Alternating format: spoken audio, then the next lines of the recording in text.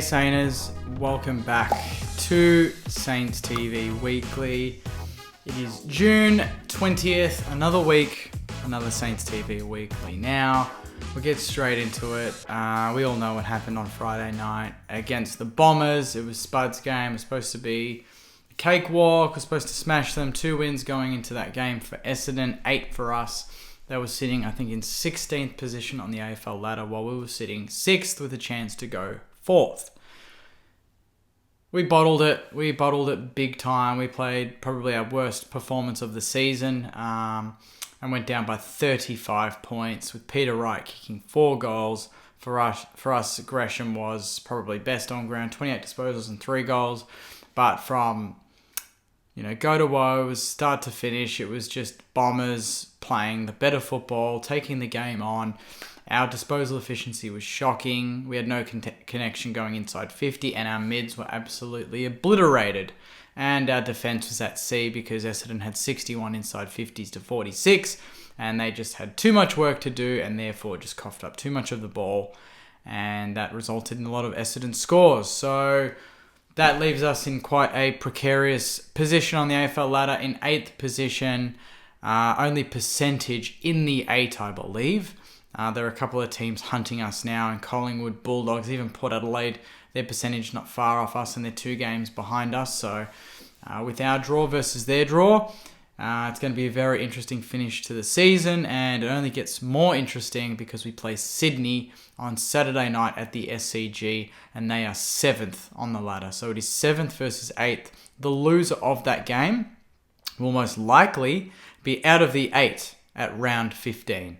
That is absurd to think about, considering we've just felt really comfortable all year in the 8, around the top 4, a couple of games in the 8, and you see what happens when you lose a couple of games, and things change very quickly. And with our draw coming up, couldn't have happened at a worse time. But Jack Steele, him returning, couldn't happen at a better time. So we need that leadership. We need him back, and us with him is a significantly better team. So we'll see what happens on Saturday night. But that was the game on Friday night. It was just such a letdown, and I don't want to talk about it very much. If you want to see my full reaction, go to the Saints TV review, round 14 review, live right after the game. You'll see my raw reaction, and then my player ratings video the next day. I rated every single Sainer, and I'll tell you, there's not many good ratings. So if you want to see those videos, click away after this and tune into those as well. On top of that, I think VFL and AFL form for our sides are always very closely linked. And when the AFL team plays well, the VFL team plays well. But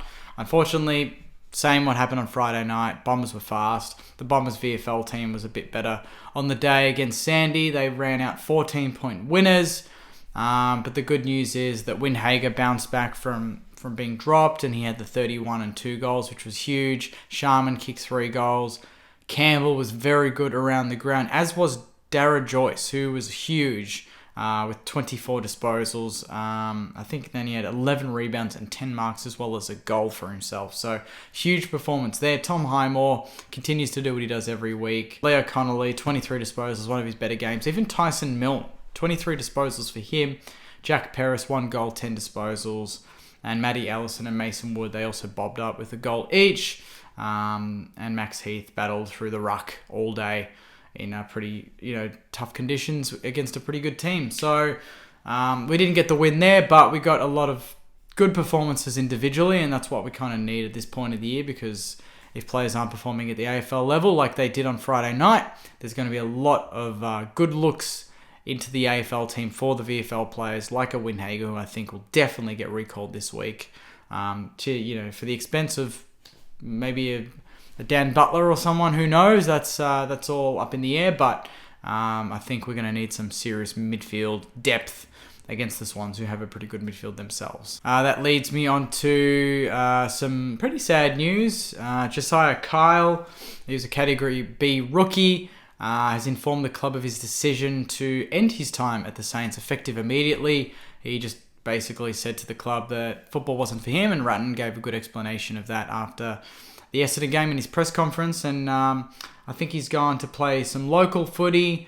It was exciting to get him on board, a bit of a speedy, agile, small forward, and would have worked with our our other smalls pretty well if he had have stuck around. But I think, at the end of the day, you got to do what's right for you. And for him, it wasn't playing AFL football. It's just playing at a more relaxing level and then seeing what comes from that. So we wish him all the best. Unfortunately, he didn't get a debut for the club, but I did go and watch him at training a few times, and he's got some serious talent, some serious wheels, and a very good leap for his height. So no doubt if he plays, wherever he plays, they're going to have a very good player in their hands, and hopefully down the track he finds exactly what he wants to do with his career, whether it's football or not football. But nonetheless, good luck to Josiah Kyle, and thanks for being part of the St Kilda Football Club. And lucky last, best to last, to be honest, Neil Elvis Nicky Winmar, the one, the only, the irreplaceable, as written beautifully here on saints.com.au by Ashley Brown,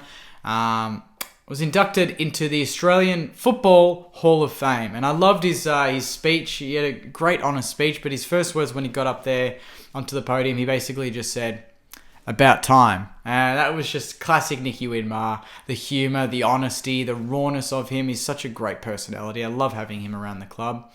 And if anything, I'd love to get him in the rooms with the boys after the Essendon game and he can give his own thoughts, because he'd be very inspiring. But he deserves it. It's long overdue, obviously. I think it's 6 or 7 years post-retirement that you could be inducted in the Australian Football Hall of Fame. But for Nicky, it had to be a bit longer, but nonetheless, well deserved. He's a superstar of the AFL, obviously created history at Victoria Park and created history in the St Kilda jumper.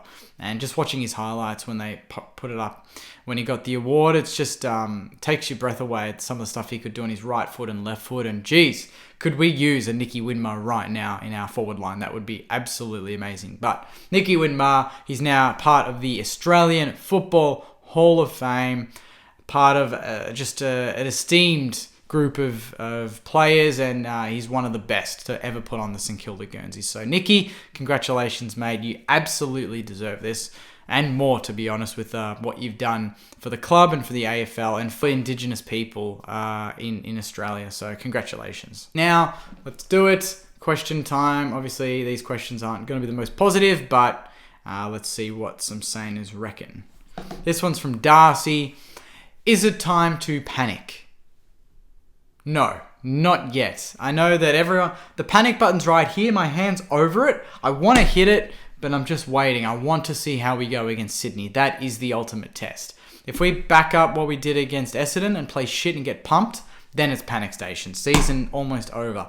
But if we deliver something and we pull something out of nowhere, which I know that we're capable of doing, then the season's back on track and bring on the rest of the year. But we're going to wait and see how we go against the Swans. We're going to get Steele back. We're going to get Dan McKenzie back. Maybe Winhager. Players are going to have a rocket up their asses this week on the training track. So let's see how we go against Sydney before we fully go into panic stations. This one's from Xavier. Will Winhager come in against Sydney? Based on the way he played in the VFL and based on the way we played in the AFL, you'd have to say that he is definitely a walk-up. 31 disposals, best on ground, 2 goals, clearances, marks, tackles. He did it all for the VFL side.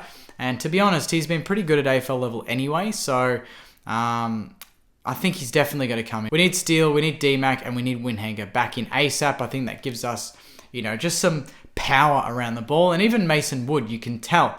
When Mason Wood is in the team, 14 wins, 7 losses. When he's not in the team, we're 4 wins and 10 losses or something. We're so much better with D-Mac and Wood on the wings.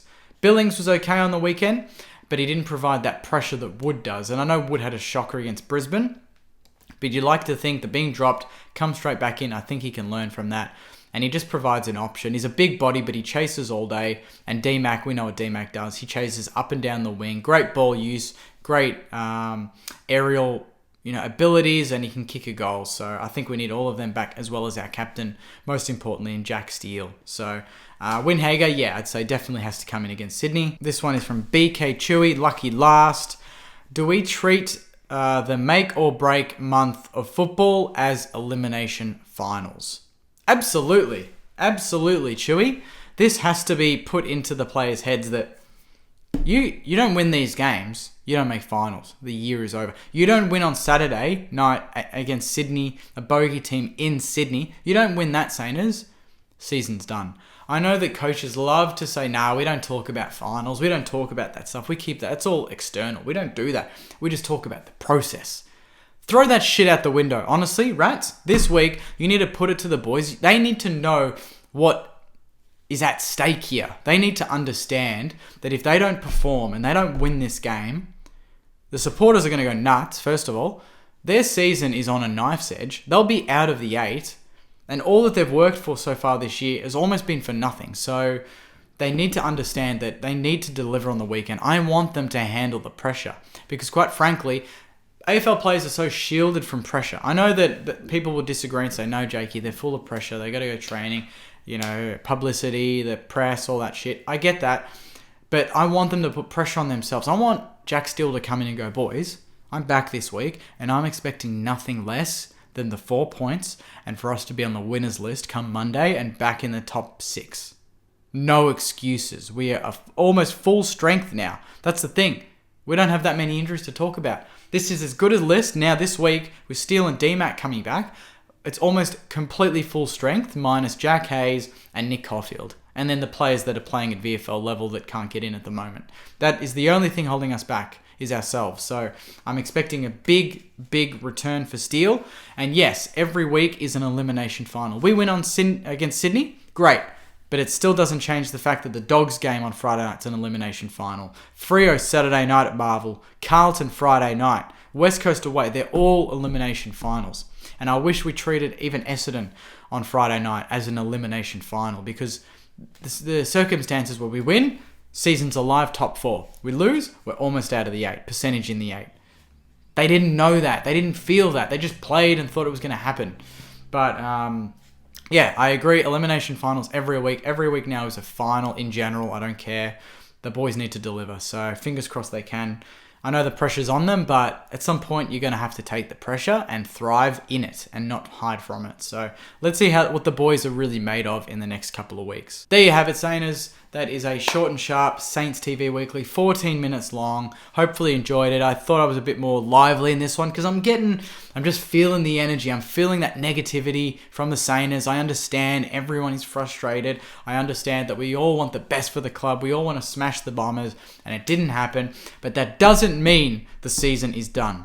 Not yet. I know Kane Corns thinks so, and I love that he gave me a bit of a retweet on Friday night after the game after I questioned his comments about the Saints are nearly done. Essendon are going to win. I called him out on it because I support my club like any normal Sainter would do. And he just loves, he gives me the little eyeballs emoji like he's watching like, you're going to tell me that I was wrong. And like, one game doesn't make a season, Kane Corns, all right? So the year is still alive. Things can still change, and we'll see what happens on Saturday night. But I'll leave it there. Thank you for watching, Sainers. If you're watching this and you enjoy it, please like, comment your thoughts about the game, about the news in general, Nicky Winmar, all Hall of Fame, all that news. And most importantly, if you haven't subscribed to the channel, please hit subscribe. A lot of the viewers are non-subscribers, so I know that you guys out there love the channel. You watch it weekly. You haven't subscribed yet. Please do that. Just hit the button. It's very simple, and you get notified on all of my future videos, including the lead up to the Sydney game on the weekend. So enjoy your week, Sainers. It's going to be a bit of a slow one. I know it wasn't the result we got, but let's look forward to the Sydney game, get Steele back, and go from there. Until then, Sainers, take care of yourselves, and as always, go you mighty Sainers. See you guys.